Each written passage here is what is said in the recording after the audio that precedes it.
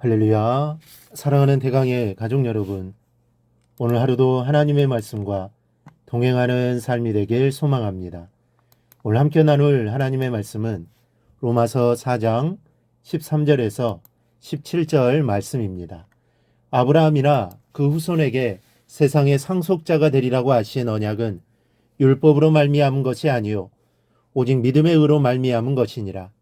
만일 율법에 속한 자들이 상속자이면 믿음은 헛것이 되고 약속은 파기되었느니라. 율법은 진노를 이루게 하나니 율법이 없는 곳에는 범법도 없느니라. 그러므로 상속자가 되는 그것이 은혜에 속하기 위하여 믿음으로 되나니 이는 그 약속을 그 모든 후손에게 굳게 하려 하심이라. 율법에 속한 자에게뿐만 아니라 아브라함의 믿음에 속한 자에게도 그러하니 아브라함은 우리 모든 사람의 조상이라. 기록된 바 내가 너를 많은 민족의 조상으로 세웠다 하심과 같으니 그가 믿은 바 하나님은 죽은 자를 살리시며 없는 것을 있는 것으로 부르시는 이시니라. 아멘. 이 사람이 하나님의 상속자가 되면 참으로 많은 것을 누릴 수 있습니다. 지금은 그렇지 않지만 왕정시대 왕의 아들은 엄청난 것을 누렸습니다. 아버지의 것이 모두 아들의 것입니다.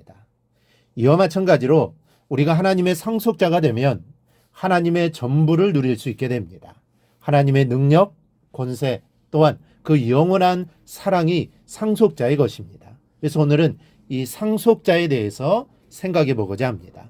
이 상속자와 그렇지 않는 사람과의 차이가 무엇이기에 이 상속자에게는 어떤 특별한 점이 있기에 그런 엄청난 특권을 누릴 수 있는 것일까요?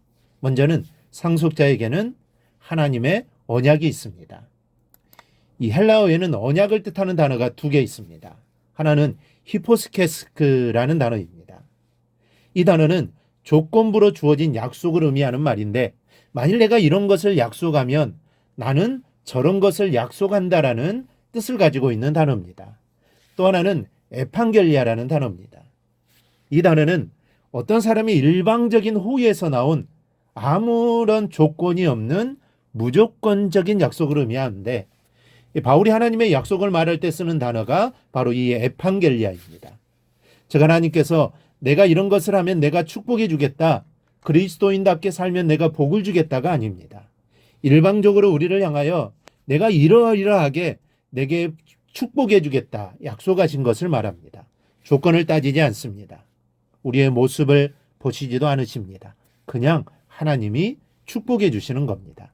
아브라함에게는 바로 이 하나님의 언약, 약속이 있었습니다. 창세기 12장 2절에 보면 하나님은 아브라함이 큰 민족을 이룰 것이요 복의 근원이 될 것이라고 일방적으로 약속해 주셨습니다. 이처럼 믿음에는 반드시 하나님의 약속이 담겨 있습니다. 왜냐하면 하나님의 상속자인 성도들에게는 무엇이든지 믿는 그 믿음의 내용대로 이루어지기 때문입니다. 그래서 믿어도 하나님의 약속을 알고 구체적으로 믿어야지 그냥 막연히 믿으면 안 되는 것입니다. 하나님의 약속이 없는 믿음은 공수표와 같기 때문입니다.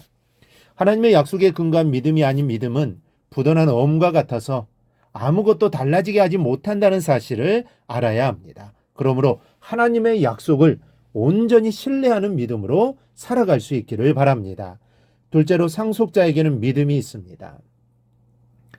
아브라함에 대한 하나님의 약속이 현실화된 것은 아브라함이 자신과 맺은 하나님의 약속을 믿었기 때문입니다. 그 사실을 오늘 본문 13절에서 말씀합니다. 아브라함이나 그 후손에게 세상의 상속자가 되리라고 하신 언약은 율법으로 말미암은 것이 아니요 오직 믿음의 의로 말미암은 것이니라. 그러므로 믿음이 중요합니다. 믿음은 하나님의 약속을 현실화시키는 것이기 때문입니다.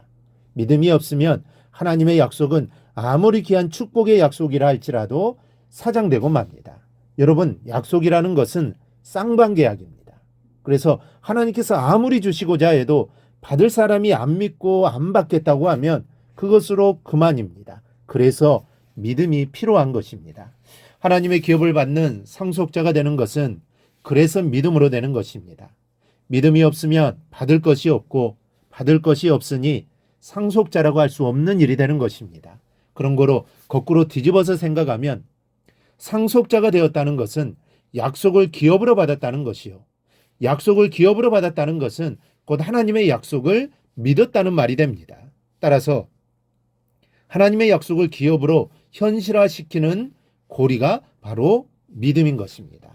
믿음은 그래서 중요합니다. 셋째로 상속자에게는 은총이 있습니다. 은총은 노력에서 얻어지는 그 무엇이 아닙니다. 은총은 노력하지 않았는데도 주어지는 것을 말합니다. 즉 우리가 복받을 만한 만큼 충성했기 때문에 하나님의 그 대가로 복을 주시는 것이 아니라 단순히 믿었다는 사실 하나로 주시는 은혜를 말하는 것입니다. 예를 들어 아들이 아버지를 위해 대단히 큰 일을 해야만 아버지가 아들에게 재산을 물려주는 것이 아니지 않습니까? 아들이 아버지를 아버지로 믿기만 하면 그 사실만 틀림없다면 아무것도 한 일이 없어도 아버지는 아들에게 재산을 상속하게 되어 있습니다. 은총이란 바로 이런 것입니다. 하나님이 주시겠다고 하는 축복의 약속을 믿기만 하면 그 약속된 축복을 위해 특별한 노력을 하지 않아도 그 믿음을 보시고 하나님이 축복을 내려주신다는 사실입니다. 그러므로 믿음이 있으면 하나님의 은총은 자동인 것입니다. 사랑하는 여러분, 여러분은 어떤 성도입니까? 믿음이 있습니까? 믿음이 있다면 그 믿음은 구체적인 하나님의 약속에 근거한 것입니까? 아니면 그냥 막연한 믿는 추상적인 것입니까? 이 시간 자신의 믿음을 분석해 보시기를 바랍니다. 분석해 보고 하나님의 약속에 근거한 믿음으로 오늘을 사십시오. 그리고 기도하십시오. 하나님의 약속을 온전히 신뢰할 수 있는 믿음을 달라고 기도하십시오. 그러면 믿어지게 됩니다. 그 믿음으로 오늘도 하나님의 은총을 받는 행복한 하루가 되기를 주님의 이름으로 축원합니다. 오늘 묵상한 말씀을 굳게 잡고 삶으로 실천하며 살아내는 대강의 모든 성도들이 되기를 축복합니다.